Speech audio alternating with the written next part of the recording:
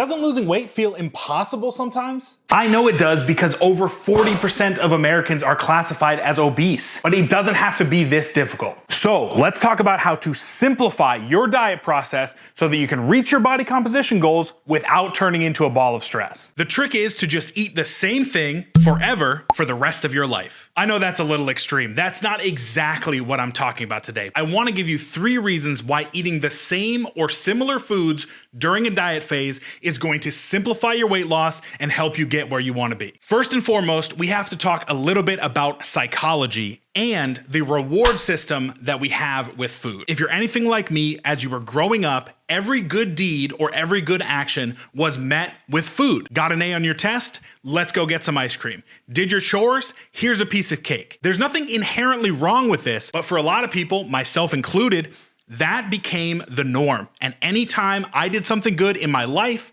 and I wanted to celebrate, it was food. And it wasn't just a little bit of food, it was a ton of food. So because of this reward system, it became very difficult for me to diet when I wanted to make a body composition change. When I initially lost 70 pounds, I had to do a lot of work up front to disconnect those systems of reward from the foods that I was eating. And the way that I did that is to make food very monotonous, which is why I want to talk to you about eating the same thing over and over again. If you can find 2 to 3 meals for breakfast, lunch, dinner, however you want to spread it out, it becomes very easy to cycle through those meals and not allow yourself to get back into that cycle of, hey, I lost 5 pounds, let me reward myself with something good. That can be a diet killer because it's so common. The culture I grew up in, as well as many other countries around the world, utilize food as rewards, and there's nothing really wrong with that. However, it can be very detrimental to your long-term success, which is why eating the same foods over and over again can help break those pathways open. This doesn't mean that it has to be boring foods. It can be meals that you have set up that fit within your calories for the day, but that you are capable of eating over and over again. I recommend 2 to 3 meals for each meal of the day. That way, when boredom inevitably does hit, which can also be a diet killer, you have something that you can cycle through. This may not work for everybody, but I think it will work for the majority of people. Being able to cycle through things on a diet can really take all of the guesswork out of your diet and help you make progress. The second reason you should eat similar foods every day is that it ensures that you are remaining on your calorie deficit. If you continue to eat similar foods that you know, that you've measured, that you've researched, that you know will keep you in your calorie deficit, thus keeping you losing weight, there's not a lot of room for measurement error, for sauce error, for adding little bits and bobs here that can quickly tilt you up 300, 400, 500 calories and get you out of that calorie deficit. If you're picking and choosing meals for lunch and dinner every single day, you can start to kind of get lazy with the way that you track things. I know for me personally, this is something that happens to me all the time. If I'm switching from, let's say, a rice bowl to some type of turkey wrap, oh, well, maybe with the turkey wrap, we can have some pretzels or some chips on top of that. Whereas if I stay with my standard rice bowl and my tortillas that I know are on my plan, then there's not a lot of wiggle room for me mentally to say, oh, let me grab just a little extra something over here and a little extra something over there. You know what would go really good with this? A little bit of crunch. That's my nemesis, is a little bit of crunch. Next thing you know, I'm eating the whole bag of Cape Cod. That's neither here nor there. If you remain on track with your 2 to 3 meals, those moments of doubt and those moments of, let me just add a little something, become fewer and help you stay on your calorie deficit for a longer term, thus having a more successful fat loss phase. Finally, one of my favorite reasons to maintain similar meals throughout your diet is that they're easily upscalable or downscalable.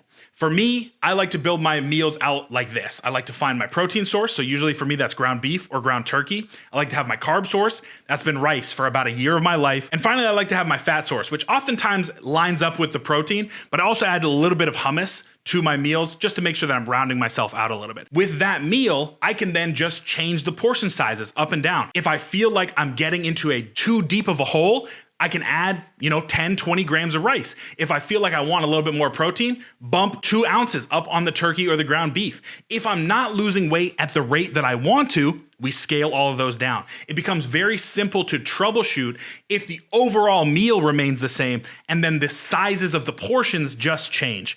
I have found it to be incredibly impactful, and I know you will too. A couple caveats for you. Like I said at the beginning of the video, this is not going to be the rest of your life forever. If you take that broad of a view, it becomes very discouraging when you are on your weight loss journey. And most of the time, if you think about the long term, you're going to lose in the short term. So just keep that in mind.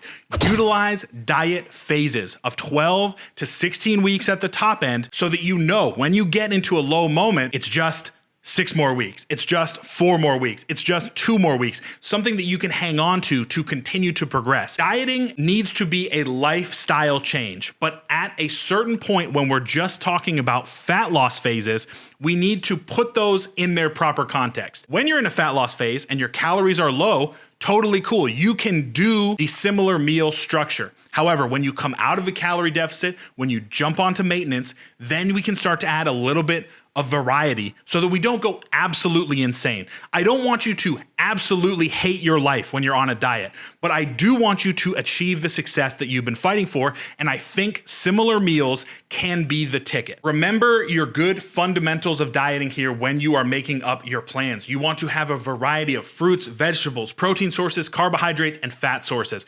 Don't just say, okay, Jonah told me to eat the same thing every day. I'm gonna eat a pound of ground beef for the rest of my life. That will also set you up for failure. You have to bring intelligent meal structuring to this process. Make a couple meals at the beginning of your diet that you think that you will be able to adhere to, that you actually like, that actually taste good, and that will set you up for the most success with this process. Friends, I understand how hard dieting can be. I've been up and down my entire life. I've had a negative relationship with food my entire life. But in the past couple of years, I've found some foundational strategies that have helped me maintain a weight that I am comfortable with and that lets me perform the best at my sport. And I think this process will help you get there as well. So thank you so much for watching. If you enjoyed this video, go ahead and like it, subscribe to the channel, send it to some people that you think could benefit from learning a fundamental diet structure. If you feel a little lost with the discussion of calories and calorie deficits, you gotta click on this video right here so you can get an introduction to how to find your calorie deficit so that you can start to lose weight